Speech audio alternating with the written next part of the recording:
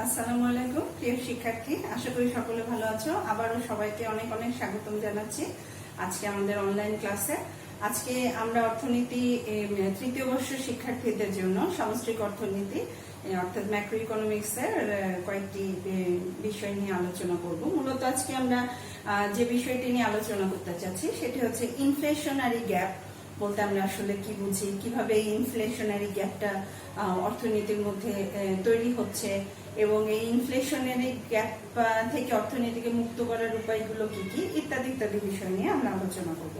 তো আমরা হচ্ছে প্রথমেই আমাদের লেকচারের যে জায়গাটা নিয়ে কথা বলতে চাচ্ছিলাম সেই ইনফ্লেশনারি গ্যাপ নিয়ে আমরা আবার হচ্ছে শুরু করি। আমাদের ইনফ্লেশনারি গ্যাপ যেটি আমরা বলছি যে ইনফ্লেশনারি গ্যাপ, আমরা ইনফ্লেশন নিয়ে আগে একটু বলে নিই।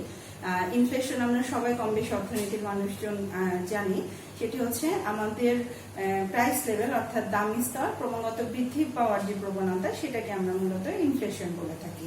তো ইনফ্লেশন হচ্ছে মানে মূলত আমাদের ইনফ্লেশন অর্থনীতির মধ্যে থাকলে তখন আমাদের প্রকৃত আয় এবং হচ্ছে আমাদের পুনর্নিয়োগ স্তরে যে আয় স্তর রয়েছে সেই আয় স্তরের মধ্যে একটি ডিফারেন্স বা একটা ব্যবধান তৈরি হয়, সেটিকেই মূলত আমরা বলে থাকি ইনফ্লেশনারি গ্যাপ।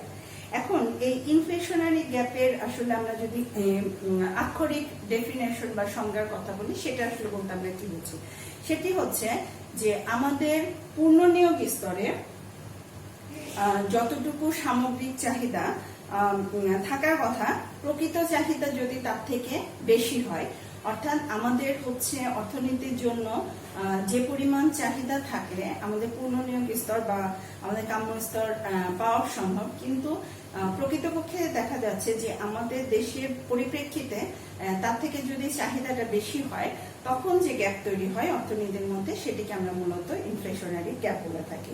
ইনফ্লেশনারি গ্যাপকে আমরা বাংলায় বলে থাকি ব্যয়াধিক্য ব্যবধান বা মুদ্রাস্ফীতির ব্যবধান।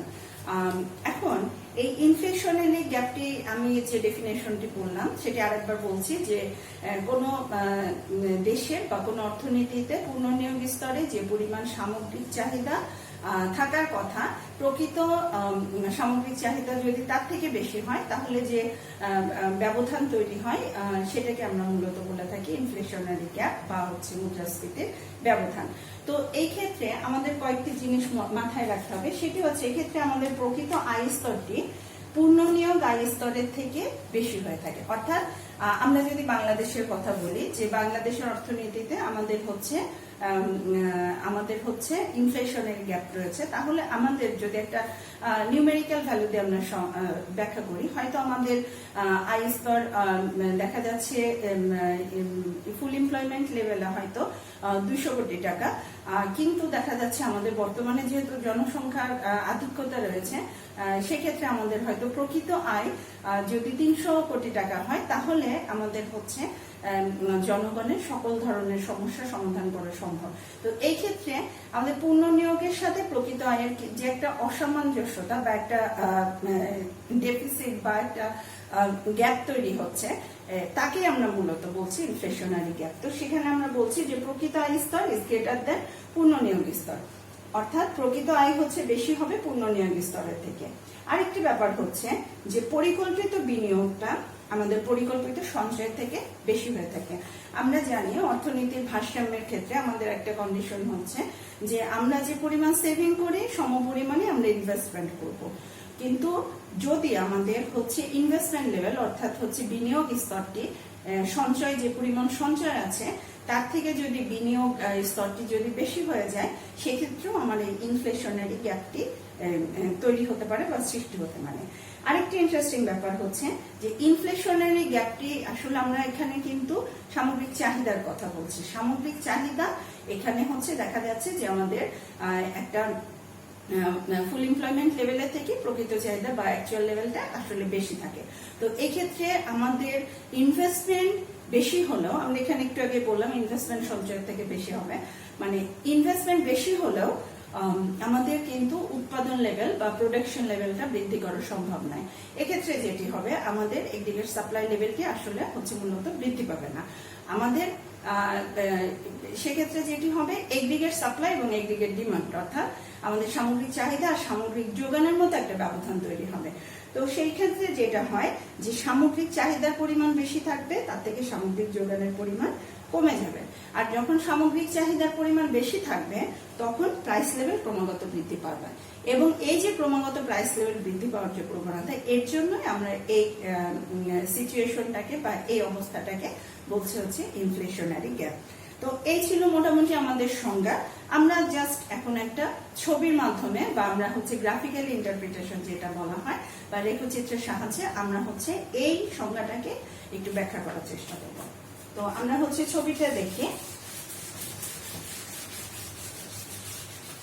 প্রিয় শিক্ষার্থী, আমরা যে পয়েন্টগুলো বললাম সেই পয়েন্টগুলোর মধ্যে আমি আরেকবার রিপিট করছি যে আমাদের প্রকৃত আয় স্তর বেশি হবে, আমাদের তার থেকে পুনর্নিয়োগ স্তর কম হবে, আমাদের ইনভেস্টমেন্ট বেশি হবে, আমাদের সেভিংসটা কম হবে, এবং আমাদের এগ্রিগেট ডিমান্ড এগ্রিগেট সাপ্লাই থেকে বেশি হবে। এবং এগ্রিগেট ডিমান্ড বাড়ার কারণে আমাদের কিন্তু মূলত ইনকাম লেভেলটা, ইনকাম না, আমাদের প্রাইস লেভেলটা, আমাদের প্রোডাকশন মার্কেটের বা গুডস মার্কেটের যে প্রাইস লেভেল সেটি ক্রমাগত বৃদ্ধি পেতে থাকে, এবং যার কারণে ইনফ্লেশন হয়ে থাকে। তো আমরা এখন ফিগারে চলে যাচ্ছি। আমার হরিজন্টাল এক্সিস বরাবর আমরা যদি ইনকাম দিই, ভার্টিক্যাল এক্সিস বরাবর আমরা হচ্ছে এগ্রিগেট সাপ্লাই এবং এগ্রিগেট ডিমান্ড দিচ্ছি। 45 ডিগ্রি লাইন, এই 45 ডিগ্রি লাইনকে আমরা হচ্ছে এগ্রিগেট সাপ্লাই হিসেবে ট্রিট করছি, অর্থাৎ এই লাইনে কে আমার অর্থনীতির ভারসাম্য হিসাবে আমরা ব্যাখ্যা করছি। এখন আমার এগ্রিগেট ডিমান্ড, আমরা বললাম যে আমাদের এগ্রিগেট ডিমান্ডটা হচ্ছে বৃদ্ধি পাবে। সাপোজ আমার initial aggregate demand AD1, AS1 আমার প্রথম এগ্রিগেট সাপ্লাই, এই এগ্রিগেট ডিমান্ডটা depends on consumption plus investment plus হচ্ছে গভর্নমেন্ট এক্সপেন্ডিচার প্লাস হচ্ছে নেট এক্সপোর্ট। এখন এমন একটা সিচুয়েশন হলো যার কারণে আমাদের ডিমান্ডটা বৃদ্ধি পাচ্ছে। আমি একটু আগে বললাম আমাদের ইনফ্লেশনারি গ্যাপের ক্ষেত্রে ডিমান্ডটা বৃদ্ধি পাবে। যদি ডিমান্ডটা বৃদ্ধি পায় সেক্ষেত্রে আপওয়ার্ড শিফটিং হবে। এরকম রেখার ক্ষেত্রে আমরা আপওয়ার্ড শিফটিং, অর্থাৎ এই এগ্রিগেট ডিমান্ডটি তার হচ্ছে নতুন অবস্থানে চলে যাবে, সেক্ষেত্রে আমার আপওয়ার্ড শিফটিং হবে AD2। সেক্ষেত্রেও আমার এই এগ্রিগেট ডিমান্ডটা ডিপেন্ড হচ্ছে consumption, investment, saving, investment, government expenditure and হচ্ছে নেট এক্সপোর্টের উপর।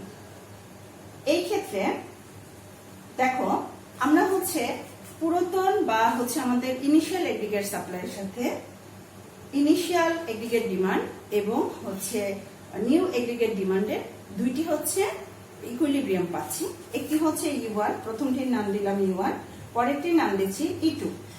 E1 লেভেলের আমার হচ্ছে এই লেভেলটিকে আমরা বলছি full employment level of output, output of full employment level. আর E2 লেভেল থেকে যেটা আমরা আউটপুট পাচ্ছি এটা হচ্ছে আমার রিয়েল আউটপুট। এখন এই ক্ষেত্রে আমার এই যে ডিমান্ড কার্ভের যে শিফটিং, এই ডিমান্ড শিফটিং এর কারণে আমার হচ্ছে ইকুইলিব্রিয়াম চেঞ্জ হচ্ছে, যার ফলে ফুল এমপ্লয়মেন্ট লেভেল এবং হচ্ছে আমাদের রিয়েল আউটপুটের মধ্যে একটা গ্যাপ তৈরি হচ্ছে। এই যে গ্যাপ সেটাকেই মূলত আমরা বলছি ইনফ্লেশনারি গ্যাপ। আমি আবার হচ্ছে ছবির ব্যাখ্যাটা একটু বলছি। আমাদের ভূমি অক্ষে আমরা ইনকাম, ওয়াই ফর ইনকাম আমরা জানি, লম্ব অক্ষে আমরা বা আমাদের হচ্ছে ভার্টিক্যাল এক্সিসে এগ্রিগেট সাপ্লাই এবং এগ্রিগেট ডিমান্ড দিচ্ছি।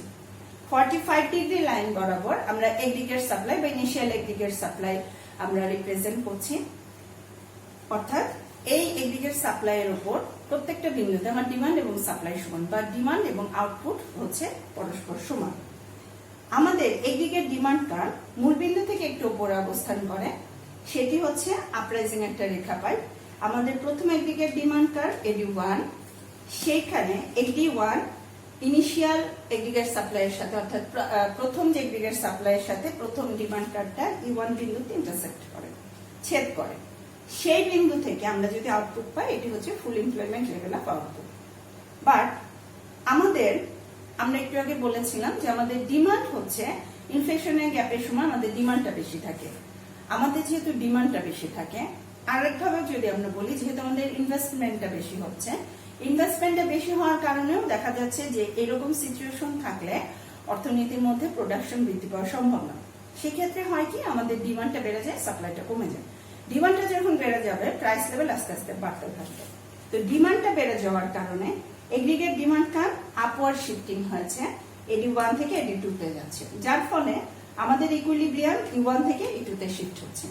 E1 থেকে E2 তে যখন শিফট হচ্ছে, তখন আমাদের হচ্ছে আউটপুট YF মানে ফুল এমপ্লয়মেন্ট লেভেল অফ আউটপুট থেকে আমাদের হচ্ছে নিউ বা রিয়েল আউটপুট Y2 তে হচ্ছে শিফট হচ্ছে। এই যে রিয়েল আউটপুট এবং হচ্ছে ফুল এমপ্লয়মেন্ট লেভেল অফ আউটপুটের মধ্যে যে গ্যাপ তৈরি হচ্ছে, সেটি কেন? ইনফ্লেশন ক্রিয়েট হওয়ার কারণে। এই যে গ্যাপটি, সেটিকে আমরা মূলত বলে থাকি ইনফ্লেশনারি গ্যাপ। আশা করি তোমাদের বুঝতে তেমন কোনো অসুবিধা হবে না। তোমরা ছবির ব্যাখ্যাটা খুব ভালো করে বোঝার চেষ্টা করবে, এবং আমি ডেফিনেশনের মধ্যে যে একটা পয়েন্ট ব্যাখ্যা করার চেষ্টা করলাম, যে 3-4টা পয়েন্ট আমাদের ছিল, যে আমাদের হচ্ছে রিয়েল আউটপুট এন্ড হচ্ছে ফুল এমপ্লয়মেন্ট লেভেল আউটপুটের মধ্যে একটা ব্যবধান ক্রিয়েট হচ্ছে, যার ফলে আমার ইনভেস্টমেন্ট বেশি হচ্ছে, সেভিংস এর তুলনায় ইনভেস্টমেন্ট বেশি হচ্ছে। ইনভেস্টমেন্ট বেশি হলেও যেহেতু সেভিংস কম ছিল, সো আমাদের আউটপুট লেভেল বাড়বে না। আউটপুট লেভেল যদি না বাড়ে, সেক্ষেত্রে আমাদের ডিমান্ড বেড়ে যাবে, এবং যখন ডিমান্ডটা বেড়ে যাবে, তখন আমাদের প্রাইস লেভেলটা বাড়বে, এবং প্রাইস লেভেল ক্রমাগত বাড়ার কারণে আমাদের ইনফ্লেশন মূলত বৃদ্ধি পাচ্ছে। এই যে গ্যাপটা তৈরি হচ্ছে, সেটিকে আমরা বলছি ইনফ্লেশনারি গ্যাপ। এখন এই ইনফ্লেশনারি গ্যাপের ক্ষেত্রে এই ব্যবধানটা বা মুদ্রাস্ফীতির এই ব্যবধানটা কেন তৈরি হয়? তো কেন তৈরি হয়, সেক্ষেত্রে আমরা শুধু পয়েন্ট আকারে জিনিসগুলো একটু ব্যাখ্যা করার চেষ্টা করব। এই ছিল মানে মূলত আমাদের ডেফিনেশন কি এবং ছবির ব্যাখ্যা, এই দুইটি জিনিস হচ্ছে ইনফ্লেশনারি গ্যাপের ক্ষেত্রে আমাদের অর্থনীতি নিয়ে আমরা যারা স্টাডি করি, তাদের এই জায়গাগুলো হচ্ছে বুঝতে হবে যে আউটপুটের এই যে গ্যাপটা, অর্থাৎ আমাদের যে পরিমাণ আউটপুট প্রয়োজন, সে পরিমাণ আউটপুট আমাদের থাকছে না। আমাদের দেখা যাচ্ছে ফুল এমপ্লয়মেন্ট লেভেলটি হচ্ছে আরো আগে শেষ হয়ে যাচ্ছে, কিন্তু এই গ্যাপটি কেন তৈরি হচ্ছে? ফর দ্য রিজন ইনফ্লেশন, এবং ইনফ্লেশনের কারণে এই গ্যাপটা তৈরি হওয়ার কারণে আমরা সেটিকে ইনফ্লেশনের গ্যাপ বলি। তো এই গ্যাপটি কেন দেখা দেয়, আমি কয়েকটা পয়েন্ট ফাইন্ড আউট করি। নাম্বার 1, ভোগ ব্যয় বৃদ্ধি। দ্যাট মিনস আমার যদি কনজাম্পশন লেভেল বেড়ে যায়, সেক্ষেত্রে আমাদের যদি আয়ের তুলনায় কনজাম্পশন বেড়ে যায়, সেক্ষেত্রে আমার এই ইনফ্লেশনারি গ্যাপটি বৃদ্ধি পাবে। তারপরে সঞ্চয় প্রবণতা হ্রাস। দ্যাট মিনস আমার হচ্ছে সেভিং প্রপেনসিটি টু সেভিং যদি কমে যায়, সঞ্চয় প্রবণতা যদি কমে যায়, অর্থাৎ মানুষ যদি তার আয়ের অধিকাংশ অংশ খরচ করে ফেলে, সেটি সঞ্চয় না করে, সেক্ষেত্রে আমার এই প্রবলেমটা বা এই ইনফ্লেশনারি গ্যাপটা অর্থনীতিতে শুরু হবে। আরেকটি জিনিস কি? বিনিয়োগ বৃদ্ধি। বিনিয়োগ যদি অতিরিক্ত হারে বাড়ে, অর্থাৎ আমরা নর্মালি জানি যে আমাদের সেভিংস এবং বিনিয়োগের মধ্যে, ইনভেস্টমেন্ট এবং সেভিংস এর মধ্যে একটা সামঞ্জস্য থাকতে হবে, ইনভেস্টমেন্ট সেভিং পরস্পর সমান হতে হবে। কিন্তু যদি কোনো কারণে বিনিয়োগ বেশি বেড়ে যায়, সেভিংস যদি সে তুলনায় না বাড়ানো সম্ভব হয়, তখন কিন্তু আমার অর্থনীতির মধ্যে আবার একইভাবে ইনফ্লেশনারি গ্যাপটি ক্রিয়েট হবে। আমাদের 4th নাম্বার যে পয়েন্টে সরকারি ব্যয়, দ্যাট মিনস গভর্নমেন্ট এক্সপেন্ডিচার বৃদ্ধি। সরকারি ব্যয় যদি অনেক বেশি বৃদ্ধি পায়, তাহলে দেখা যাবে যে আমাদের হচ্ছে এই ইনফ্লেশনারি গ্যাপটি তৈরি হবে। বৈদেশিক সাহায্য প্রাপ্তি।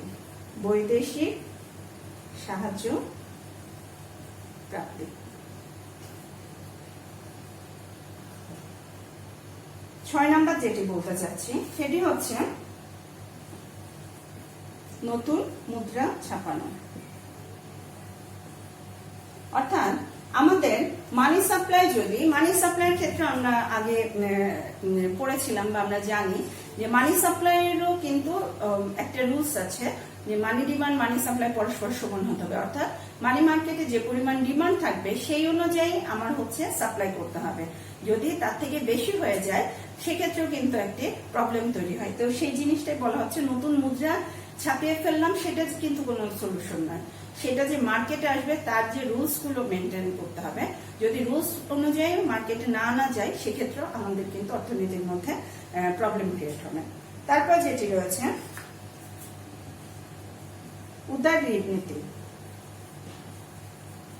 ঋণ নীতি, অর্থাৎ ঋণ যারা দিচ্ছে, যদি আমরা ব্যাংকিং সেক্টরের কথা বলি বা ফাইন্যান্সিয়াল ইনস্টিটিউশনের কথা বলি, যারা আমরা ঋণ গ্রহণ করি যেসব প্রতিষ্ঠান থেকে, সেখানে যদি কোনো নীতিমালা ছাড়াই বা আমি চাইলাম ঋণ দিয়ে দিল বা প্রচুর পরিমাণে ঋণ সরবরাহ করা হয়, সেক্ষেত্রেও কিন্তু প্রবলেম অ্যারাইজ করবে।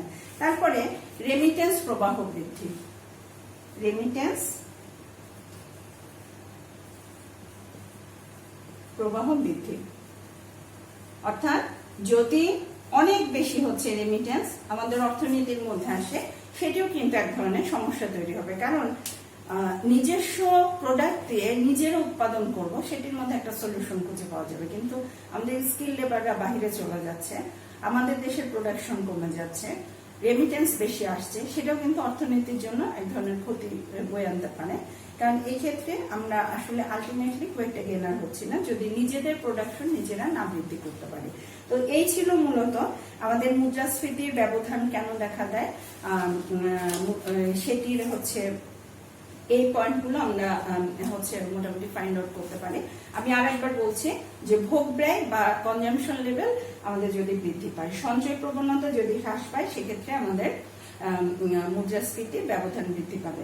বিনিয়োগ যদি বৃদ্ধি পায়, তখন আমাদের মুদ্রাস্ফীতির ব্যবধান বৃদ্ধি পাবে। সরকারি ব্যয় যদি বৃদ্ধি পায়, অর্থাৎ সরকার জনগণের জন্য শুধু যদি ব্যয়ই করে যায়, সেই তুলনায় যদি আয় কালেক্ট না করতে পারে, সেক্ষেত্রেও কিন্তু আমাদের এই মুদ্রাস্ফীতির ব্যবধানটি তৈরি হবে। বৈদেশিক সাহায্য যদি অনেক বেশি আমরা পাই বা বাহির থেকে যদি আমরা বেশি ফরেন এড নিয়ে থাকি, সেক্ষেত্রে আমরা কিন্তু এই মুদ্রাস্ফীতি ব্যবধানটা ক্রিয়েট হবে। নতুন মুদ্রা ছাপানো অর্থাৎ মানি সাপ্লাই যদি হঠাৎ করে বেড়ে যায়, সেক্ষেত্রেও কিন্তু প্রবলেমটি অ্যারাইজ হবে। তারপরে যেটি রয়েছে উদার ঋণ নীতি, অর্থাৎ ঋণ প্রদানটি যদি বৃদ্ধি পায়, সেক্ষেত্রেও আমাদের হচ্ছে এই প্রবলেমটি অ্যারাইজ করবে। তারপর যেটি রয়েছে রেমিটেন্স প্রবাহ, অর্থাৎ অতিরিক্ত রেমিটেন্স যদি অর্থনীতির মধ্যে আসে, সেক্ষেত্রেও আমাদের এই অসুবিধাটা বা আমাদের হচ্ছে এই মুদ্রাস্ফীতি ব্যবধানটি তৈরি হয়।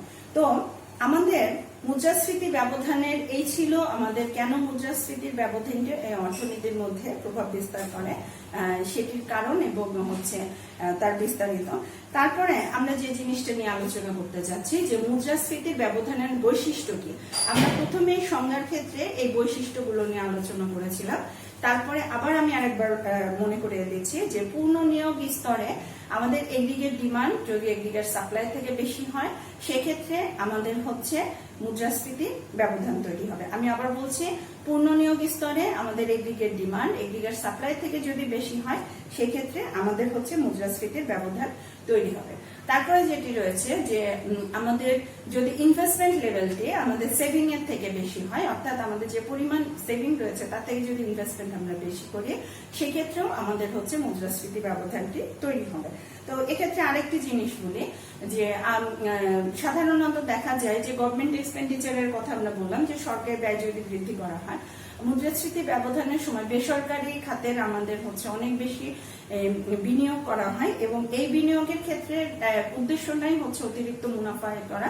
যখন অতিরিক্ত মুনাফা আয় করার ক্ষেত্রে এই বিনিয়োগটি করা হয়, তখন আসলে হচ্ছে উৎপাদন বাড়ানো সম্ভব না, আলটিমেটলি উৎপাদনটি বৃদ্ধি পায় না। অর্থাৎ সাপ্লাই বাড়ানোর জন্য যে উৎপাদন বৃদ্ধি করা হচ্ছে তা নয়, এটা আসলে একটি প্রাইস লেভেলটি আসলে বাড়ানোর জন্য, কারণ প্রাইস লেভেলের উপর উৎপাদনকারীদের হচ্ছে মুনাফাটা ডিপেন্ড করে। এই প্রাইস লেভেলটা বাড়ানোর জন্য তারা হচ্ছে এই ক্ষেত্রে হচ্ছে বিনিয়োগ করে থাকে। এটিও কিন্তু মুদ্রাস্ফীতির ব্যবধানের একটি উল্লেখযোগ্য একটি বৈশিষ্ট্য।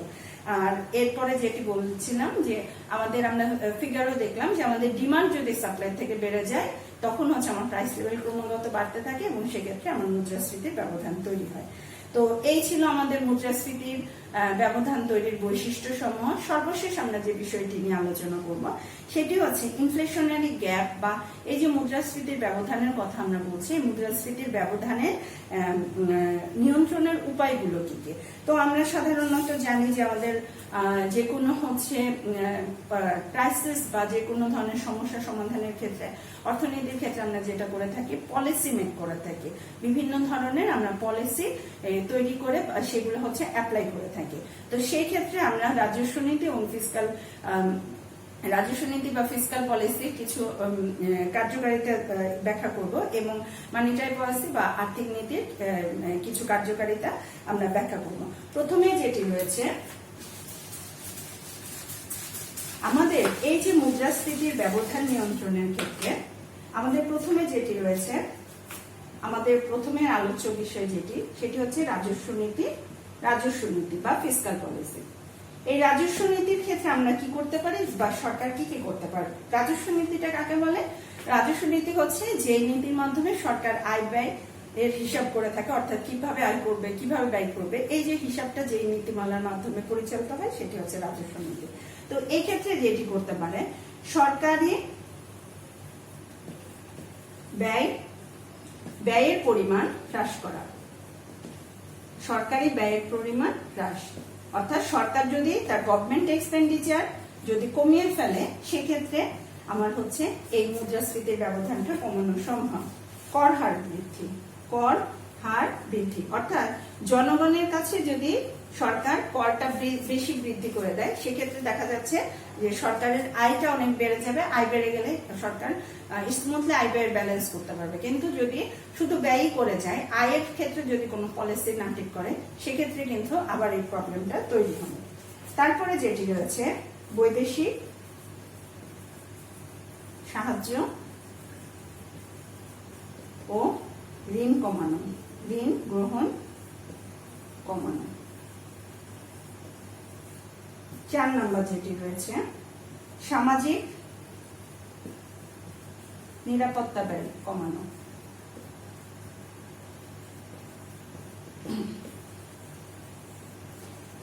সামাজিক নিরাপত্তা ব্যয় কমানোর ক্ষেত্রে এখানে একটু বলি, আমরা সামাজিক নিরাপত্তার ক্ষেত্রে কি কি ধরনের ব্যয় করে থাকি, যেমন বয়স্ক ভাতা, বেকার ভাতা, এগুলো হচ্ছে আমাদের সামাজিক নিরাপত্তার ক্ষেত্রে আমরা এই ব্যয়গুলো হচ্ছে সরকার বহন করে থাকে।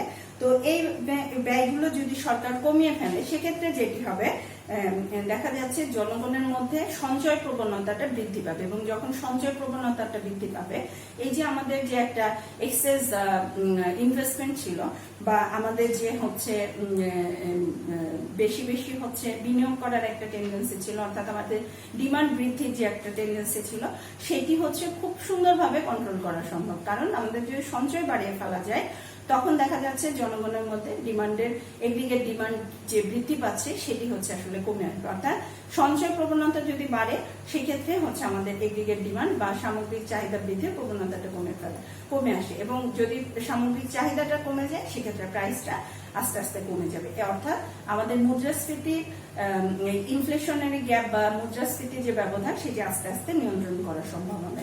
তো আমি এগুলো আরেকবার পড়ছি। রাজস্ব নীতি বা মুদ্রাস্ফীতির ব্যবধান নিয়ন্ত্রণের ক্ষেত্রে রাজস্ব নীতির যে ভূমিকাগুলো থাকতে পারে সেটি হচ্ছে সরকারি ব্যয়ের পরিমাণ হ্রাস করা, অর্থাৎ সরকার তার ব্যয়ের পরিমাণ কমিয়ে দিবে। কর হার বৃদ্ধি, অর্থাৎ সরকার জনগণের কাছ থেকে যে কর আদায় করে সেটি যদি পার্সেন্টেজ বাড়িয়ে দেয় সেক্ষেত্রে সরকারের আয় বেড়ে যাবে, সেটি একটি হচ্ছে পদ্ধতি। আরেকটি হচ্ছে বৈদেশিক সাহায্য ও ঋণ গ্রহণ কমানো। বৈদেশিক সাহায্য অর্থাৎ জনগণের কাছ থেকে হচ্ছে সরকার বিদেশ থেকে সরকার যে ঋণ নিয়ে থাকে সেই সাহায্য কমে সরকার দেখা যাচ্ছে নিজের দেশে যদি পণ্য উৎপাদন করতে পারে তাহলে সেক্ষেত্রে হচ্ছে আমাদের এই ব্যবধানটি কমবে। আরেকটি রয়েছে সামাজিক নিরাপত্তার ব্যয় কমানো। সামাজিক নিরাপত্তা একটু আগে বললাম, সামাজিক নিরাপত্তা যদি ব্যয় কমানো যায় সেক্ষেত্রে আমাদের হচ্ছে সেভিংসটা বাড়ানো সম্ভব, এবং এই ক্ষেত্রে আমাদের সেভিংস বেড়ে গেলে এগ্রিগেট ডিমান্ড কমে যাবে, এগ্রিগেট ডিমান্ড কমে গেলে প্রাইস লেভেল কন্ট্রোল হবে। তো এই ছিল আমাদের রাজস্ব নীতি, এর মাধ্যমে হচ্ছে এই মুদ্রাস্ফীতি ব্যবধান কমানোর হচ্ছে বিভিন্ন পদ্ধতি। এরপরে আমরা সর্বশেষ যে বিষয়টি সেটি হচ্ছে মুদ্রানীতি বা হচ্ছে আর্থিক নীতি বা ফিসকাল পলিসি আমরা কি কি গ্রহণ করতে পারি এই মুদ্রাস্ফীতি ব্যবধান নিয়ন্ত্রণে। প্রথমে সেটি হচ্ছে সুদের হার নিয়ন্ত্রণ করা। অর্থাৎ সুদের হার এমন ভাবে কন্ট্রোল করতে হবে, যদি সুদের হার সরকার এখানে যদি সুদের হারটা বাড়িয়ে ফেলে, তাহলে দেখা যাচ্ছে যে সেভিং টেন্ডেন্সি বাড়বে, সেক্ষেত্রে আমাদের ইনভেস্টমেন্ট লেভেলটা কমিয়ে আনা সম্ভব। তারপরে সংকোচনমূলক ঋণ নীতি, অর্থাৎ ঋণ গ্রহণের ক্ষেত্রে বা ঋণ প্রদানের ক্ষেত্রে এটা আস্তে আস্তে কমিয়ে দিতে হবে। সেক্ষেত্রে আমাদের এই নীতিমালাটি কার্যকরী হবে। ঋণের সর্বোচ্চ সীমানা, ঋণের সর্বোচ্চ সীমারেখা। আমাদের ইনফ্যান্ট ইন্ডাস্ট্রি বা ইন্ডাস্ট্রিয়াল সেক্টর আমরা দেখি যে অনেক প্রতিষ্ঠান অনেক বেশি ঋণ নিয়ে থাকে। তো সেই ক্ষেত্রে আমরা যদি ঋণের একটি সীমানা দিতে পারি যে একটি প্রতিষ্ঠান এত % ঋণ নিতে পারবে, যে অথবা তাদের মূলধনের একটি নির্দিষ্ট পরিমাণ তারা ঋণ নিতে পারবে, সেক্ষেত্রে দেখা যাচ্ছে আমাদের এই ঋণ নীতিটা ক্ষেত্রে আমাদের নিয়ন্ত্রণ করা সম্ভব। তারপরে নতুন মুদ্রা না ছাপানো, অর্থাৎ আমাদের যদি মানিটারি পলিসির ক্ষেত্রে যে প্রধান জায়গাটি রয়েছে, অর্থাৎ মানি সাপ্লাইকে আমরা যদি কন্ট্রোল করতে পারি, অর্থাৎ আমাদের নতুন মুদ্রা না ছাপিয়ে আমরা যদি বিভিন্ন পদ্ধতির মাধ্যমে এই মানি সাপ্লাইটাকে বিভিন্ন সার্কুলেশনের মাধ্যমে যদি মানি মার্কেটটাকে কন্ট্রোল করতে পারি, সেক্ষেত্রে আমাদের মুদ্রাস্ফীতির ব্যবধানকে নিয়ন্ত্রণ করা সম্ভব বলে মুদ্রানীতিতে আলোচনা করা হয় আর কি। এই ছিল আমাদের মূলত রাজস্ব নীতি এবং মুদ্রানীতির সাহায্যে মুদ্রাস্ফীতির ব্যবধান বা ইনফ্লেশনারি গ্যাপ কিভাবে নিয়ন্ত্রণ করা যায়, এই আমাদের এই লেকচারের লাস্ট অংশ। এবং আমরা আজকে যে বিষয়গুলো নিয়ে আলোচনা করলাম সেটি আরেকবার আমি রিপিট করছি। প্রথমত আমাদের ইনফ্লেশনারি গ্যাপ বা মুদ্রাস্ফীতির ব্যবধান কাকে বলে, তার বৈশিষ্ট্য কি, ইনফ্লেশনারি গ্যাপ কিভাবে তৈরি হচ্ছে, কিভাবে সেটাকে নিয়ন্ত্রণ করা সম্ভব ইত্যাদি ক্ষেত্রে অর্থনীতি কিভাবে ভূমিকা রাখতে পারে, সেই বিষয় নিয়ে আমরা মূলত আজকে আলোচনা করার চেষ্টা করেছি। তোমরা যাদের অসুবিধা হবে লেকচারটি বারবার দেখবে, এবং এই লেকচারের ক্ষেত্রে আমাদের যেহেতু এখানে অনেকগুলো পলিসির কথা বলা হয়েছে, প্রত্যেকটা জিনিস কিন্তু আমাদের পয়েন্ট আউট করতে হবে। পয়েন্ট আউট করে যদি তোমরা ভালো করে ব্যাখ্যা করতে পারো, আমার মনে হয় খুব একটা তোমাদের সমস্যা হবে না, ভুলও হবে না। এবং আমরা শিক্ষকরা যখন তোমাদের এই ব্যাখ্যাগুলো দেখব, বিশেষ করে এই যে আমরা কিছু কিছু পয়েন্ট উল্লেখ করেছি, এই পয়েন্টগুলোকে যদি তোমরা ভালো করে ব্যাখ্যা করতে পারো, এটি তোমার বাস্তব কাজেও খুব প্রয়োজনীয় এবং আমাদের অবশ্যই পরীক্ষার জন্য খুবই গুরুত্বপূর্ণ কিছু বিষয়। তো এই জিনিসগুলো তোমরা খেয়াল রাখবে। আর সবাই অনেক ভালো থাকবে, সবার জন্য আবার অনেক অনেক দোয়া রইল। আজকে এতটুকু, সবার জন্য আবারও অনেক শুভেচ্ছা জানিয়ে শেষ করছি। আল্লাহ হাফেজ।